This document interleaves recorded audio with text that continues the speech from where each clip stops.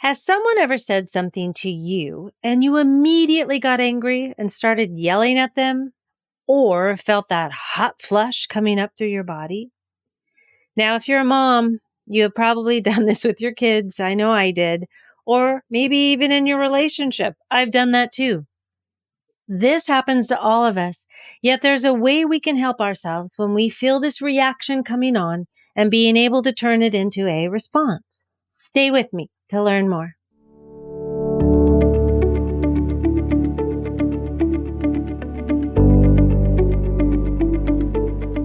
Hi, I'm Brenda Reese, freedom and forgiveness coach, and a person just like you that is learning to navigate life and all of its challenges.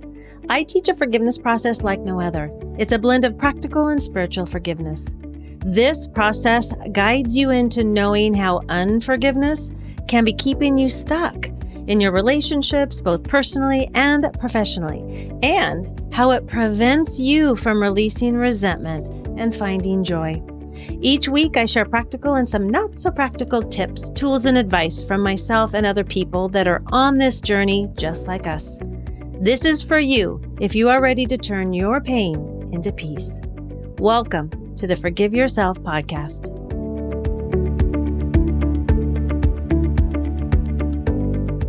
If you said yes when I asked if you've ever gotten angry at someone out of what seems like nowhere after they've said something, you're in the right place because we've all done it. And there are some of us that continue to do it. And then some of us, we're learning that we can respond. We're going to talk about responding versus reacting. Now, if you're like me, you spent a good chunk of your life reacting. I didn't grow up in a household that provided safety enough to learn that I could respond. With all that chaos going on, I needed to be quick with my reactions, either with my words or physical reactions, to keep myself safe. Can you relate? When we react, it's coming from a place of hurt, and it's like that gut reaction on those beliefs and wounds that sometimes we don't know are there, like we've talked about in other episodes. When we respond, it comes from a place of calmness and healing. That's the place we want to make our decisions and choices from. Reactions aren't about peace and calm. They are about safety. Responses are solution-oriented, and they seek to improve our lives and the situations. You actually feel better after a good response, and you probably feel kind of shitty after a reaction. I know I do. Because you've got all that cortisol running around because you've been activated around something that you didn't even realize was there. Yet, there are some things that we can do about this. Rather than allowing our thoughts to arise and our body to react to them, we can use a pause between the stimulus and response, which helps us to determine our next effective course of action. So I'll give you an example of what I mean. So a reaction would be someone breaks something in your house by accident, yet you immediately react by getting angry, probably yelling, upsetting the other person and yourself, causing a rift in the relationship because you're saying things that are probably pretty hurtful. Okay, yeah, that was me. I did that with my ex. Okay, now a response would be someone breaks something by accident in your house. You notice your anger rising up. Yet instead of yelling, you pause, take a breath, and step away for a moment to consider the situation and to calm down. By learning to respond, we can learn to not let our thoughts and the everyday situations of life control us. And we're going to talk about how to do this in just a little bit. But what I'd like to do now is revisit what a core belief is that could be the culprit for having us react instead of respond. So as a reminder, we've talked about this, and I know you've heard about this probably many times when you're into self-development. But core beliefs are basic beliefs that we hold about ourselves and other people and the world. They are how you perceive and interpret the world you live in. Beliefs are formed in our early years of life, and they are stored in our subconscious part of our brain. And our brain will test all sorts of situations through the filter of these beliefs for safety. So we have a couple things going on in this magnificent brain of ours. Our brain's number one job is to keep us safe and alive. That's why we have all the automatic processes of breathing and heartbeat, all that happening without us even doing anything. And then there's the safety part. And this is where the beliefs come in. These are the beliefs that we have formed, which are things we believe to be true based on what we have told ourselves or someone else has told us about ourselves that we took on as truth. Yeah.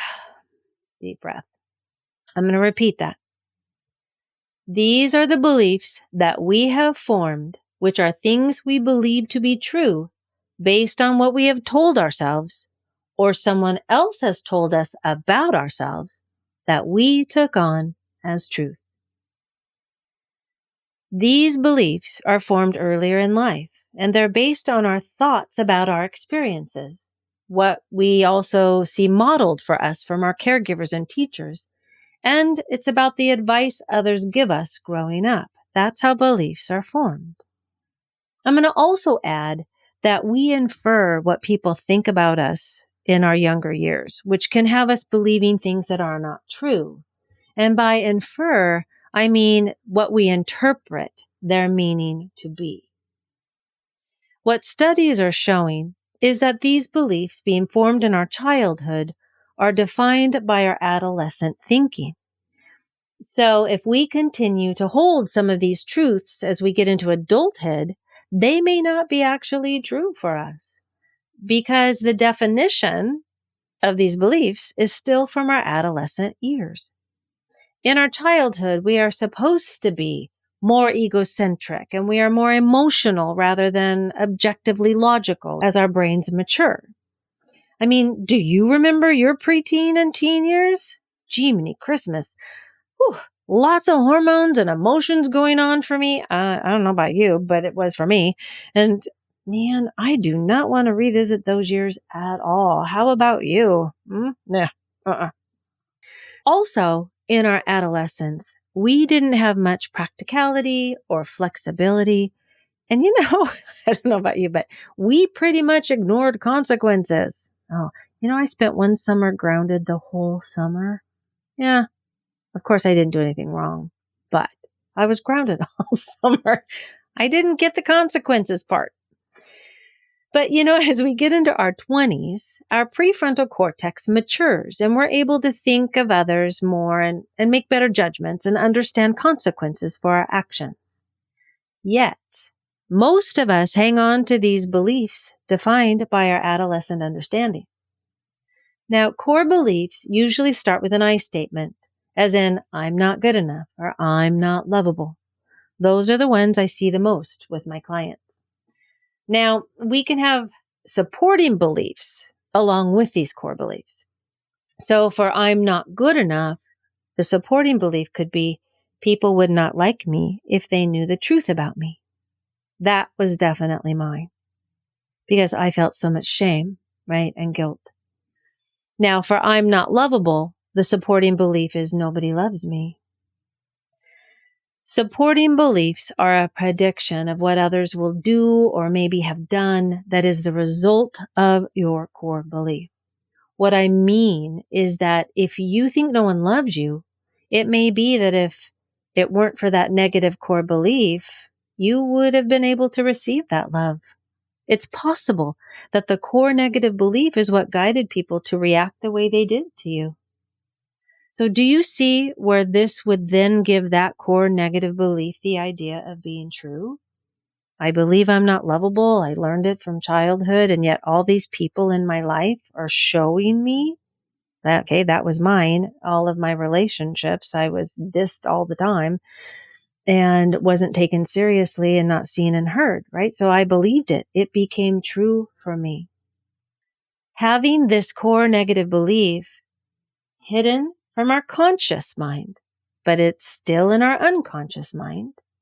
And then our brain keeps referring to it because it feels it's truth, right? It's using it as a filter. This is what has us react when we aren't even aware of it.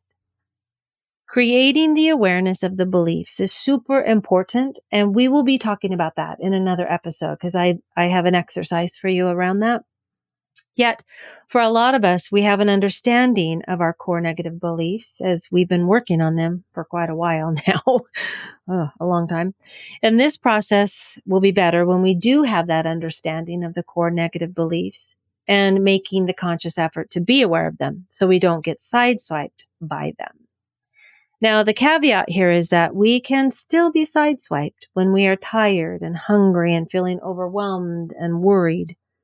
Yet this happens less frequently when we are able to create awareness around the beliefs and then be able to respond versus react. So, what is this process? You know, I like steps. So, here's 4 steps that I'd like you to try. So when you feel your insides getting frustrated or you feel that anger rising, number 1, pause. Now this is learned. You get to create this response as it helps to bring in awareness. Remember, we're creating awareness first. We've got to get a pattern interrupt here. So we pause. I learned this in AA years ago. And in the big book, it says that pause when agitated or doubtful. And I thought that was crazy. I couldn't pause. I was so reactionary. So learning to pause was really huge for me. So we practice this.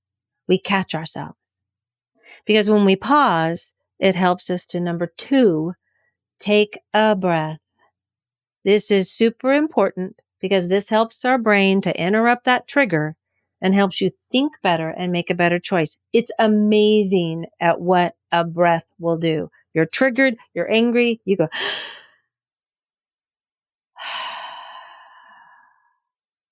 and right there, it gives you that moment to be able to then, number 3, ask this question: what is the outcome I truly desire?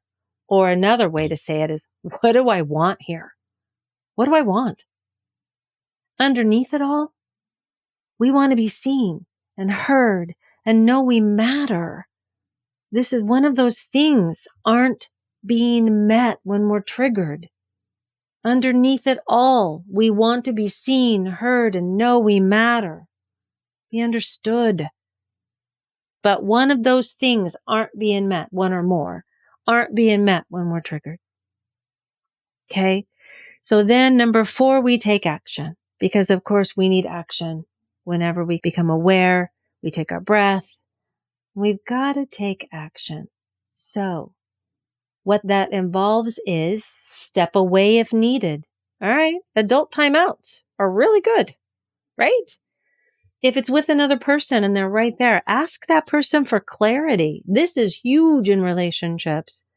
I heard you say such and such, or when you said that, I felt this. I felt not heard, or I felt disregarded or disrespected. I felt, right? When you said this, I felt this. Ask for clarity. Most people do not. And that's what ends up making huge, gigantic rifts in relationships. And the other one is take care of yourself by talking it out with a trusted friend, coach, or therapist who can give you an unbiased ear and reflection, right? If you're with somebody, because sometimes we can get sideswiped, that takes us out for a couple days, and we really need to talk about it. We really need to get an unbiased ear and reflection. When we can pause, we slow down the reaction and we can turn it into a response. Ways of learning to slow down our responses or our reactions, are journaling. This is to learn more about what's triggering us, meditation, and working forgiveness processes like we're learning through this podcast. Now, remember, we don't do anything without a benefit, right?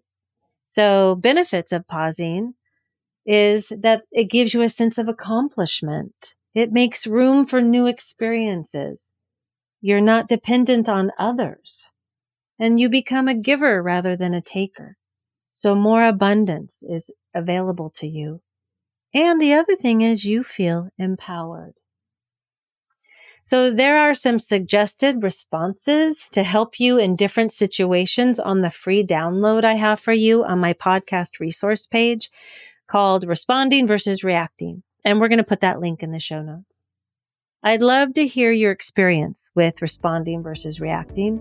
I'd love for you to send me an email at brenda@brendareesecoaching.com. I really value your thoughts and experiences, and I thank you so much for being on this journey with me. Take care.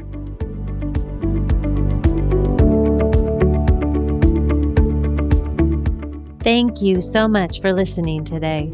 I hope you enjoyed this episode. If you did enjoy it, would you do me a favor and share this episode and then follow us on your favorite podcast app so you don't miss one episode of the Forgive Yourself podcast, where every Friday you will get tips, tools, and stories so that you can turn your pain into peace. Take care.